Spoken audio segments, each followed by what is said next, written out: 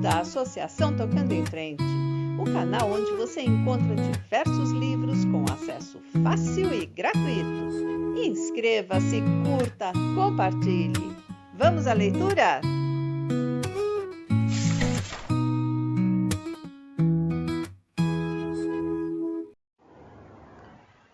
Parte 44.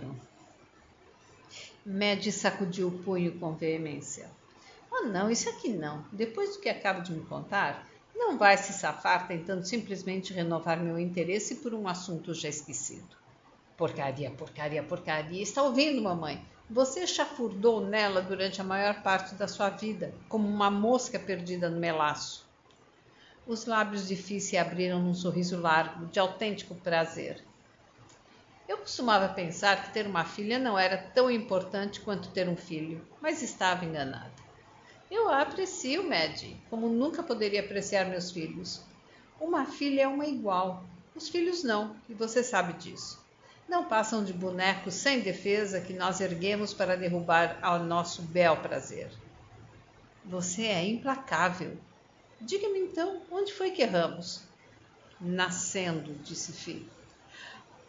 Os homens estavam voltando para casa aos milhares, desfazendo-se dos uniformes caque, dos chapéus desabados e trocando-os por trajes civis. E o governo trabalhista, que ainda estava no poder, olhou bem e longamente para as grandes propriedades das planícies ocidentais e para algumas das maiores fazendas mais próximas. Não era direito que uma quantidade tão grande de terra pertencesse a uma família só, quando homens que se tinham sacrificado pela Austrália precisavam de espaço para os seus pertences e o país necessitava de uma exploração mais intensiva da terra. 6 milhões de pessoas para encher uma área tão grande quanto a dos Estados Unidos da América, mas um simples punhado desses 6 milhões usufruindo de vastas áreas sob um punhado de nomes. As maiores propriedades teriam de ser subdivididas e parte da sua extensão seria cedida aos veteranos de guerra. Budgella passou de 150 mil acres para 70 mil. 2 soldados que voltavam da frente de combate ganharam 40 mil acres cada um das terras de King. Rudnahushn tinha 120 mil acres e, portanto, Ross McQueen perdeu 60 mil. E outros 2 soldados que voltavam da frente foram contemplados com eles. E assim por diante. Claro está que o governo compensou os fazendeiros, embora lhes pagasse menos do que o preço que teriam obtido no mercado aberto. E aquilo doía. Doía, sim. Não valeram argumentos para Canberra. Propriedades do tamanho de Budgella e Rudnahushn seriam divididas. Era manifesto que homem nenhum precisa de tanta terra, visto que o distrito de Dili possuía inúmeras fazendas prósperas com menos de 50 mil acres. O que mais doía era saber que, desta vez, ao que tudo indicava, os veteranos não desistiriam. Depois da Primeira Guerra Mundial, a maioria das grandes fazendas sofrera a mesma reassunção parcial, mas a coisa fora mal feita e os criadores incipientes não tinham treinamento nem experiência. Pouco a pouco, os proprietários readquiriram os seus acres dos veteranos desalentados a preços mínimos. Desta vez, o governo estava preparado para treinar e ensinar à sua própria custa os novos colonos. Quase todos os proprietários eram membros do Partido Agrário e, por princípio, sentiam aversão pelo governo trabalhista, identificando-o com os operários das cidades industriais, os sindicatos e os intelectuais marxistas incapazes.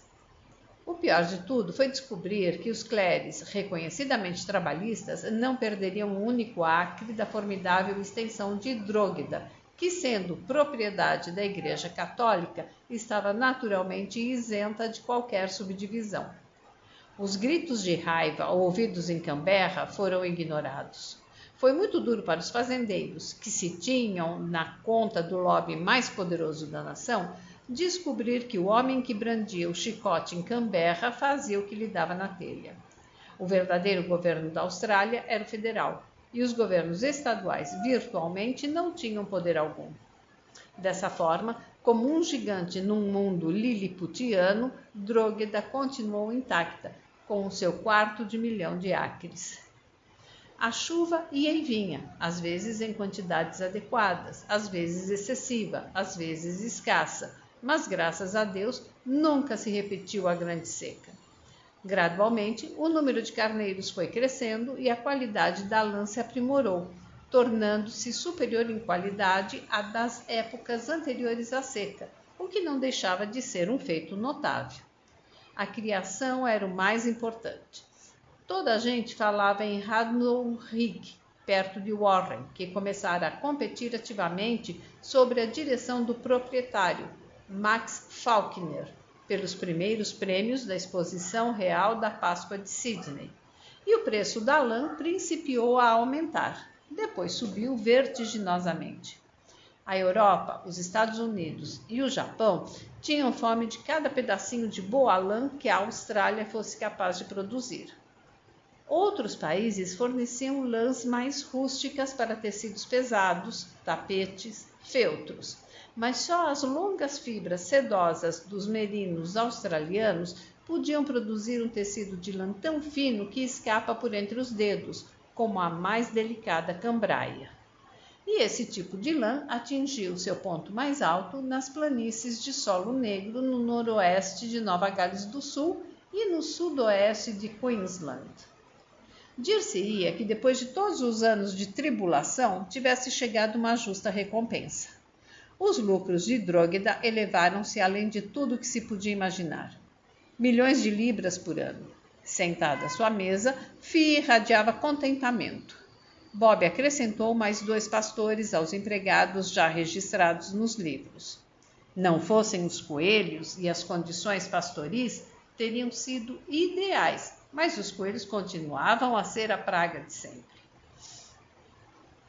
Na sede, a vida tornou-se de súbito muito agradável. As telas de arame tinham excluído as moscas de todos os interiores de Drogheda. Agora que estavam colocadas e toda a gente se acostumara com a sua aparência, não havia quem não se admirasse de haver sobrevivido sem elas, pois havia muitas compensações para o enfeiamento causado por elas, como, por exemplo, poder comer ao ar livre, na varanda, quando fazia muito calor, debaixo da treliça coberta por glicínias. Os sapos também gostavam das telas. Eram figurinhas verdes com um delicado revestimento de ouro lustroso. Com pés que pareciam ventosas, subiam pelo lado de fora das telas e ficavam olhando, imóveis, para os que jantavam, muito solenes e dignos. De repente, um deles dava um salto, apanhava uma mariposa quase maior do que ele e voltava à inércia anterior com 2/3 da mariposa a agitar-se, desesperada, fora da sua boca demasiado cheia. Dan e Justine divertiam-se cronometrando o tempo que levava um sapo para engolir completamente uma mariposa grande, enquanto olhava gravemente através da tela, e de 10 em 10 minutos engolira mais um pedacinho do inseto. Este durava um tempão, e muitas vezes ainda esperneava quando era tragado o derradeiro pedaço da ponta da asa. Puxa, que destino, comentava Dan com um risinho divertido. Imagine só metade da gente estar viva enquanto a outra metade está sendo digerida. A avidez pela leitura, a paixão de Drogheda deram aos 2 pequenos O'Neill um excelente vocabulário numa idade precoce. Inteligentes, sempre atentos, manifestavam interesse por tudo. A vida lhes era particularmente agradável. Tinham os seus pôneis puro sangue, cujo tamanho aumentava à medida que eles cresciam. Faziam suas lições por correspondência à mesa verde da cozinha da Sra. Smith. Brincavam na casinhola construída na aroeira mole, tinham gatos, cachorros e até um lagarto de estimação, que caminhava sobre uma trela e atendia quando o chamavam pelo nome. Mas o seu bichinho predileto era um porquinho cor-de-rosa, tão inteligente quanto qualquer cachorro, chamado Eagle Peagle. Vivendo como viviam, tão afastados da congestão urbana, contraíram poucas moléstias e nunca apanhavam resfriados nem gripe. Aterrorizada pelo fantasma da paralisia infantil, da difteria, de qualquer coisa que pudesse aparecer de repente, vinda não se sabe de onde para levá-los, Madge aplicava aos filhos todas as vacinas que aparecessem. Era uma existência ideal, cheia de atividade física e estimulação mental. Quando Danny completou 10 anos e Justine 11, foram os dois para um internato em Sydney. Danny para Riverview, como o exigia a tradição, e Justine para Kincoppal. Ao colocá-los no avião pela primeira vez, Madge observou-lhes os rostinhos brancos, valentes e compostos, a olhar pela janela, enquanto as mãos agitavam lenços. Nunca tinham saído de casa. Ela quisera acompanhá-los, vê-los instalados, mas todos se mostraram tão contrários à sua ida que acabou cedendo. Desde Fi até Jeans e Patsy, os outros achavam que as crianças estariam muito melhor se aviassem sozinhos. Não os mime, disse Fi severa. Mas ela, na verdade, se sentiu como duas pessoas diferentes quando o DC-3 decolou numa nuvem de poeira e vibrou no ar tremeluzente. A ideia de perder Danny apertava-lhe o coração, ao passo que a ideia de perder Justine desafogava-o. Não havia ambivalência em seus sentimentos para com Danny, que, sempre alegre e bem-humorado, dava e aceitava amor tão naturalmente quanto respirava. Mas Justine era um amável e horrível monstrinho que era preciso amar, porque havia nela muita coisa digna de amor. Sua força, sua integridade, sua autoconfiança, inúmeras coisas. Mas o diabo é que ela não aceitava o amor como dano, nem dera jamais à Madge a maravilhosa sensação de ser necessária. Não era afável nem travessa, e tinha o hábito desastroso de repelir as pessoas, sobretudo a mãe, segundo lhe parecia. Madge encontrou nela muita coisa que a exasperava em Luke, mas pelo menos reconhecia que Justine não era tacanha. Ela sentia-se grata por isso. A existência de uma próspera companhia de aviação significava que as crianças poderiam passar em Drogheda todas as férias, até as mais curtas. Entretanto, após um período inicial de adaptação, os dois começaram a apreciar a experiência escolar. Danny sentia sempre saudades de casa depois de uma visita a Drogheda, mas Justine afeiçoou-se a Sydney como se nunca tivesse saído de lá, e passava as férias em Drogheda ansiando por voltar à cidade. Os jesuítas de Riverview ficaram encantados. Danny era um aluno maravilhoso, tanto na sala de aulas quanto no recreio. As freiras de Kincoppal, por outro lado, não ficaram encantadas. Nenhuma pessoa que tivesse os olhos de Justine e a sua língua ferina poderia esperar ser popular.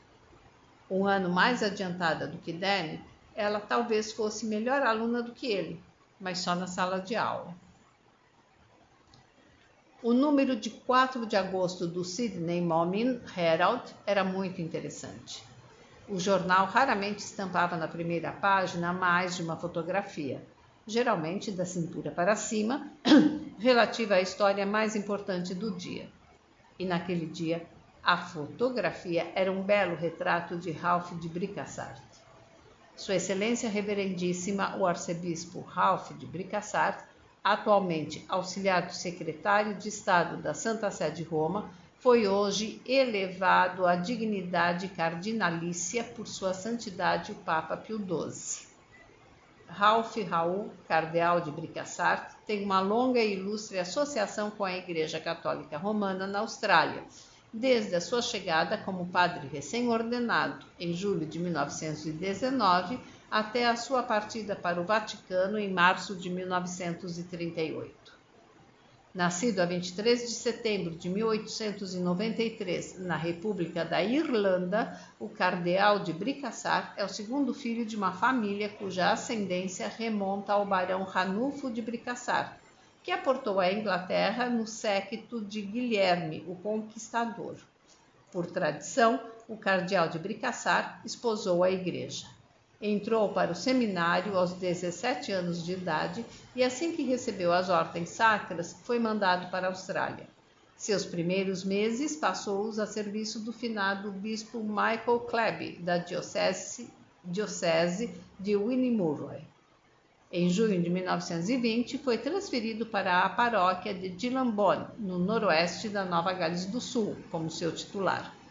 Nomeado Monsenhor, continuou em Gilambone até dezembro de 1928. A partir de então, foi secretário particular de Sua Excelência Reverendíssima o Arcebispo Cluny d'Arc e secretário particular do Arcebispo e legado papal Sua Eminência o Cardeal di Contini Vercesi. Durante esse tempo, foi elevado à condição de bispo. Na ocasião em que o cardeal di Contini Vercesi, transferido para Roma, encetou sua notável carreira no Vaticano, o bispo de Bricassar, nomeado arcebispo, voltou à Austrália como legado papal, cargo que exerceu até trasladar-se para Roma em 1938. A partir desse momento, sua ascensão dentro da hierarquia central da Igreja Católica Romana tem sido espetacular. Agora, aos 58 anos de idade, consta que ele é um dos poucos homens ativamente envolvidos na determinação da política papal. Um representante do Sydney Morning Herald entrevistou ontem alguns ex-paroquianos do cardeal de Bricassar na área de Gilambone. Todos se lembram dele com muita afeição. No rico distrito lanígero predomina a população católica. O padre de Bricassar fundou a Sociedade Bibliófila Santa Cruz dos Campos, disse o Sr. Harry Gould, prefeito de Gilambone. Foi, sobretudo para a época, um serviço notável, muito bem amparado financeiramente, a princípio pela finada Sra. Mary Kerson e, após a sua morte, pelo próprio cardeal, que nunca nos esqueceu nem esqueceu nossas necessidades. O padre de Bricassar foi o homem mais bem parecido que já vi em minha vida, disse a Sra. Fiona Clary, atual decana de Drogheda, uma das maiores e mais prósperas fazendas de Nova Gales do Sul. Durante o tempo em que esteve em Dili, representou um grande apoio espiritual para os seus paroquianos e, particularmente, para nós de Drogheda, a qual, como se sabe, hoje pertence à Igreja Católica. Durante as inundações, ajudou-nos a remover nossos rebanhos. Durante os incêndios, acudiu em nosso auxílio, nem que fosse para sepultar nossos mortos. Foi, com efeito, um homem extraordinário em todos os sentidos e dono de um carisma que não encontrei em nenhum outro. Via-se que estava destinado a grandes coisas. Lembramo-nos dele, com efeito, embora se tenham passado mais de 20 anos depois que nos deixou. Sim, creio que se pode dizer, sem faltar a verdade, que há pessoas no distrito de Dili que ainda sentem muito a sua falta. Durante a guerra, o então arcebispo de Bricassar serviu a sua santidade leal e inabalavelmente e atribui-se-lhe o mérito de haver influído na decisão do marechal de campo Albert Kesselring de manter Roma como cidade aberta, depois que a Itália passou a ser inimiga da Alemanha. Florença, que pleiteara em vão idêntico privilégio, perdeu muitos dos seus tesouros, só restaurados mais tarde porque a Alemanha perdeu a guerra. No período que se seguiu imediatamente ao conflito, o cardeal de Bricassar ajudou milhares de pessoas deslocadas a encontrar asilo em novos países e empenhou-se vigorosamente em fomentar o programa australiano de imigração. Conquanto irlandês de nascimento e embora pareça que não exercerá na Austrália sua influência como cardeal de Bricassar, ainda assim nos parece que a Austrália pode, com muita justiça, reivindicar como seu esse homem notável. Madge devolveu o jornal à Fi e sorriu para a mãe com expressão pesarosa. Precisamos lhe dar os parabéns, como eu disse ao repórter do Herald. Eles não imprimiram isso, imprimiram? Embora tivessem transcrito o seu elogiozinho quase na íntegra. Puxa, que língua farpada você tem. Pelo menos já sei de quem Justine herdou a dela. E fico me perguntando quantas pessoas saberão ler nas entrelinhas o que você disse. Ele saberá se chegar a ler a reportagem. Será que se lembra de nós? Perguntou Madge suspirando. É claro que sim. Afinal de contas, ele ainda acha tempo para administrar Drogheda.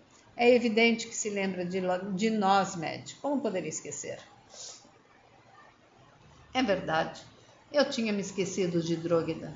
Estamos na ponta em matéria de lucros, não estamos? Ele deve andar muito satisfeito com a nossa lã ao preço que está no mercado. O cheque de lã de Drógueda este ano deve ter deixado as minas de ouro com dor de cotovelo. E por falar em ouro, mais de 4 milhões de libras só com a barba dos nossos carneirinhos. Não seja cínica, Mad, isso não lhe assenta bem, disse Fi. Sua maneira de tratar Mad nesses dias, embora um tanto intimidante, era temperada de respeito e afeto. Nós nos saímos muito bem, não é mesmo? Não se esqueça de que temos recebido nosso dinheiro todos os anos, bons ou maus. Além disso, ele deu a Bob 100.000 libras de gratificação e a cada um de nós 50.000. Se nos pusesse amanhã para fora de Drógueda, estaríamos em condições de comprar Budgela, apesar da inflação dos preços das terras. E quanto foi que deu a seus filhos? Milhares e milhares. Seja justa com ele. Mas meus filhos não sabem disso e nem saberão. Dan e Justine crescerão pensando que precisam abrir seu próprio caminho no mundo, sem os favores do querido Ralph Raul Cardeal de Bricassar. Gozado, o segundo nome dele ser Raul. Bem normando, não é? Phil levantou-se, dirigiu-se para a lareira e jogou a primeira página do Herald no fogo. Ralph Raul, cardeal de Bricassar, estremeceu, piscou para ela e logo depois encarquilhou-se todo. Que fará você se ele voltar, Mad? Mad fungou. É pouco provável. Mas é possível, teimou Fi enigmática. E ele voltou, em dezembro, silenciosamente, sem que ninguém soubesse, dirigindo um Aston Martin esportivo desde Sydney. Nem uma palavra acerca da sua presença na Austrália chegara à imprensa, de modo que ninguém em Drógueda tinha a mais remota suspeita da sua vinda. Quando o automóvel parou na área coberta de cascalho num dos lados da casa, não havia ninguém por perto. E, aparentemente, ninguém o ouvira chegar, pois ninguém assomou à varanda. Ele sentira os quilômetros percorridos desde Dili em cada célula do seu corpo. Aspirara os cheiros do campo, dos carneiros, do capim seco que brilhava exuberante ao sol. Cangurus e emus, cacatuas e lagartos, milhões de insetos que zumbiam e se moviam aos pulos, formigas que cruzavam a estrada marchando em fila indiana, carneiros gordos e atarracados em toda parte. Era assim que ele gostava da paisagem, que se conformava, num aspecto curioso, com o que ele amava em todas as coisas. Os anos que passavam mal pareciam tocá-la. A única diferença era a tela contra as moscas, mas ele reparou, divertido, que Fi não permitira fosse a varanda da casa grande, fronteira à estrada de Dili, telada como o resto. Só se viam telas nas janelas que abriam para ela. Ela estava certa, naturalmente. Uma grande extensão de tela estragaria as linhas da linda fachada georgiana. Quanto tempo duravam os eucaliptos? Aqueles deviam ter sido transplantados do interior de Deadheart 80 anos atrás. As buganvílias, nos galhos mais altos, eram uma massa deslizante de cobre e púrpura. Já chegara o verão, só faltavam 2 semanas para o Natal, e as rosas de Drógueda estavam no auge. Havia rosas em toda a parte, róseas, brancas e amarelas, carmesins como o sangue do coração, escarlates como a sotaina de um cardeal. No meio das glicínias, agora verdes, rosas trepadeiras dormitavam, róseas e brancas. Caíam do telhado da varanda até a tela de arame. Agarravam-se amorosas às venezianas pretas do segundo andar. Estendiam gavinhas por elas na direção do céu. A vegetação que cobria os tanques e os próprios tanques não se podiam ver. E em toda a parte havia uma cor entre as rosas, um róseo acinzentado pálido. Cinzas de rosas? Sim, era esse o nome da cor. Mad deveria tê-las plantado. Tinha de ser Mad. Ele ouviu-lhe a risada e permaneceu imóvel, aterrado. Em seguida, obrigou os pés a andarem na direção do som, que se convertera agora em deliciosas gargalhadas. Exatamente o modo com que ela costumava rir quando garotinha. Era mais adiante, atrás de uma grande massa de rosas de um róseo acinzentado, perto de uma aroeira mole. Empurrou com a mão para o lado o ramo de flores, enquanto a cabeça rodava por efeito do perfume das flores e do riso. Mad, todavia, não estava lá. Só viu um menino acocorado na grama viçosa, arreliando um porquinho cor-de-rosa que dava umas corridas idiotas na sua direção. Afastava-se a galope, voltava às escondidas. Sem ter consciência de que era observado, o menino atirou a cabeça loura para trás e riu-se.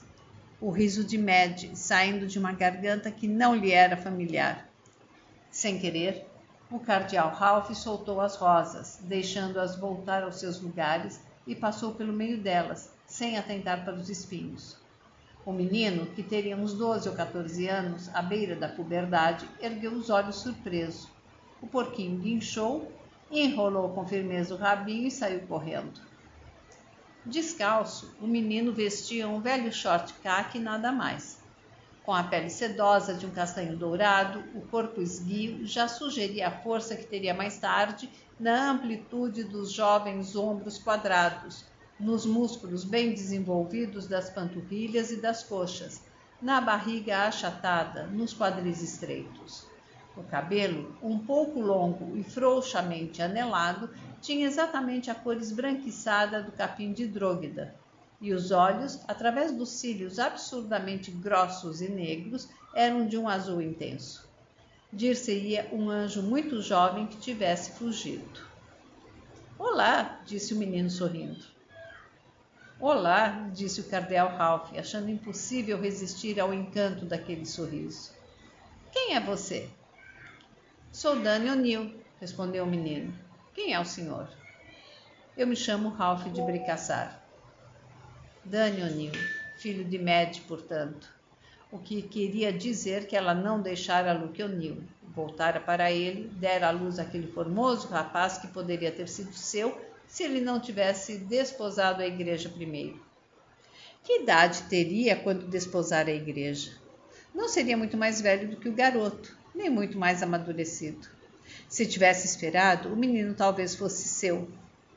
Que disparate, cardeal de Bricassar! Se você não tivesse casado com a igreja, teria permanecido na Irlanda, criando cavalos, e jamais conheceria o seu destino, jamais conheceria a Dróguida, nem Magic Clare.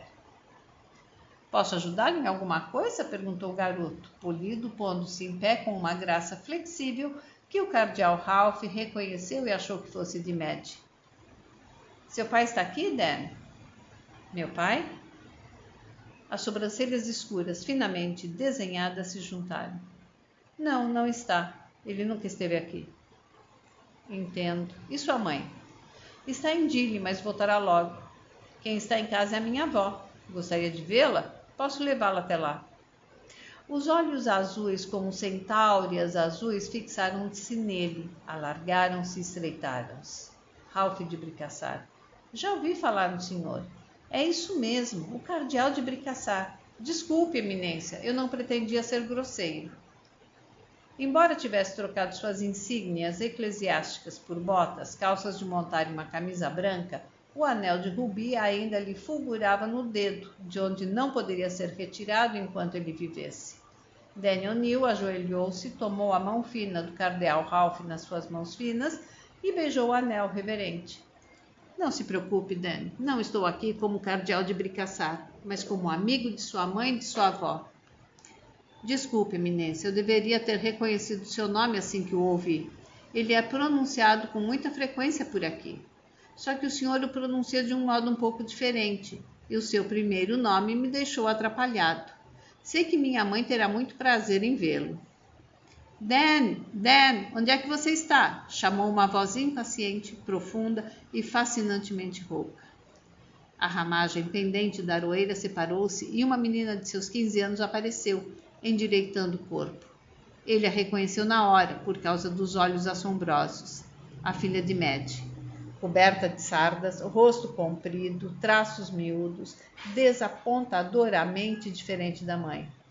Olá, desculpe, eu não sabia que tínhamos visita. Sou Justine O'Neill. Jussi, esse é o cardeal de Bricassar, disse Danny num sussurro alto. Beije o anel dele, depressa. Os olhos que pareciam cegos brilharam de desdém. Você fica um bocó quando se trata de religião, Danny, disse ela, sem se preocupar em abaixar a voz.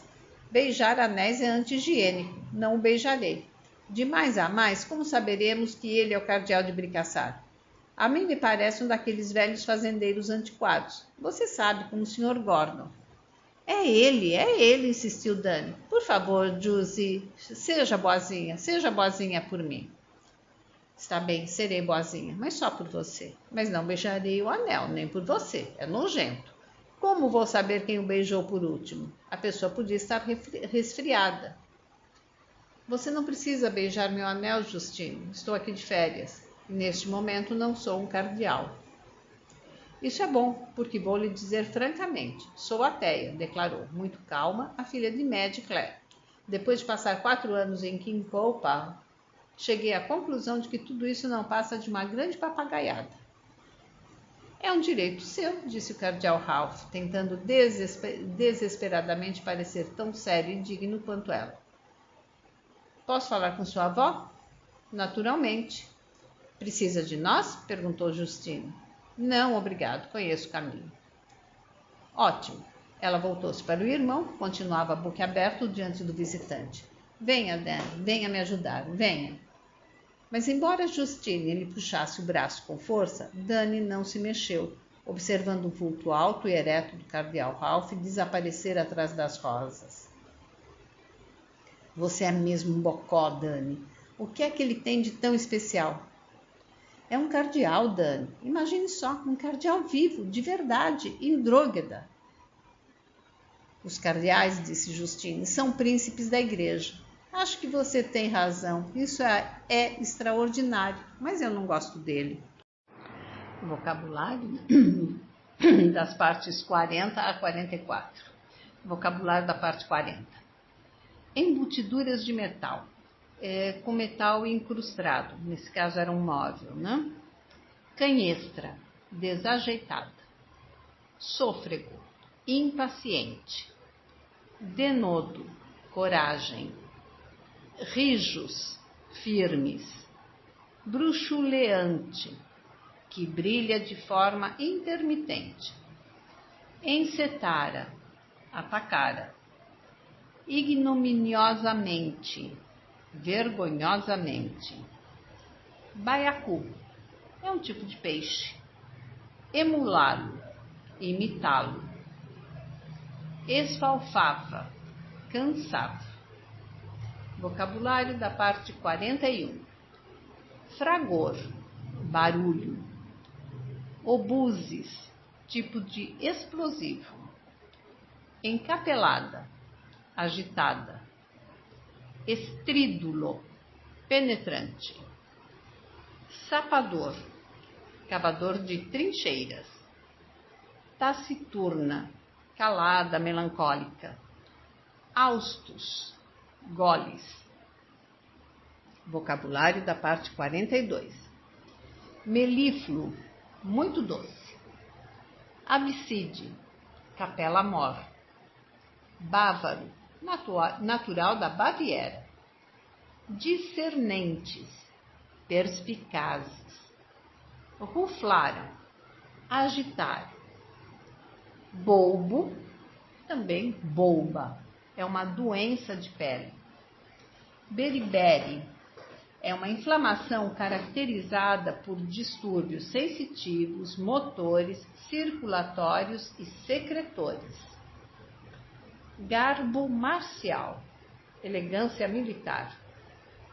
Noz de areca, semente de uma palmeira. Pipilavam, piavam. Encastoado, fixado. Vocabulário da parte 43. Crestado, queimado. Macaréu, grande onda, pororoca. Cotãozinho, lanugem que tem alguns vegetais. Lufada, rajada. Vocabulário da parte 44. Reassunção, recuperação. Trela, correia de couro, também um cordão ou uma guia que pode ser metálica. Tacanha, estúpida. Séquito, cortejo, comitiva. Emus, tipo de ave. Gavinhas, é uma espécie de rama pela qual as plantas se ligam umas às outras.